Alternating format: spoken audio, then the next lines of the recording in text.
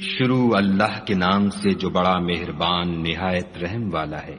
اے پیغمبر صلی اللہ علیہ وآلہ وسلم، لوگوں سے کہہ دو کہ میرے پاس وحی آئی ہے کہ جنوں کی ایک جماعت نے اس کتاب کو سنا تو کہنے لگے کہ ہم نے ایک عجیب قرآن سنا جو بھلائی کا رستہ بتاتا ہے، سو ہم اس پر ایمان لے آئے اور ہم اپنے پروردگار کے ساتھ کسی کو شریک نہیں بنائیں گے۔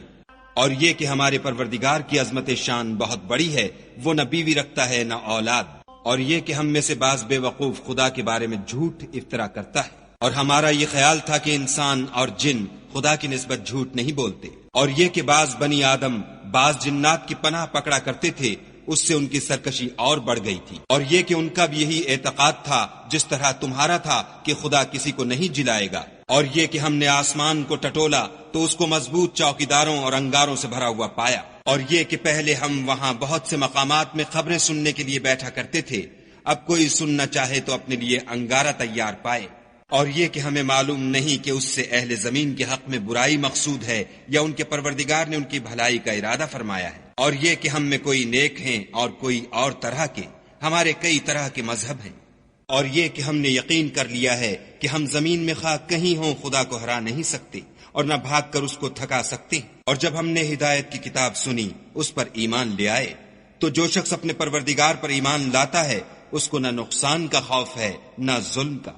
اور یہ کہ ہم میں بعض فرما بردار ہیں اور بعض نافرمان گناہگار ہیں، تو جو فرما بردار ہوئے وہ سیدھے رستے پر چلے اور جو گناہگار ہوئے وہ دوزخ کا ایندھن بنے۔ اور اے پیغمبر صلی اللہ علیہ وآلہ وسلم، یہ بھی ان سے کہہ دو کہ اگر یہ لوگ سیدھے رستے پر رہتے تو ہم ان کے پینے کو بہت سا پانی دیتے تاکہ اس سے ان کی آزمائش کریں، اور جو شخص اپنے پروردگار کی یاد سے منہ پھیرے گا وہ اس کو سخت عذاب میں داخل کرے گا، اور یہ کہ مسجدیں خاص خدا کی ہیں تو خدا کے ساتھ کسی اور کی عبادت نہ کرو، اور جب خدا کے بندے محمد صلی اللہ علیہ وآلہ وسلم اس کی عبادت کو کھڑے ہوئے تو کافر ان کے گرد ہجوم کر لینے کو تھے،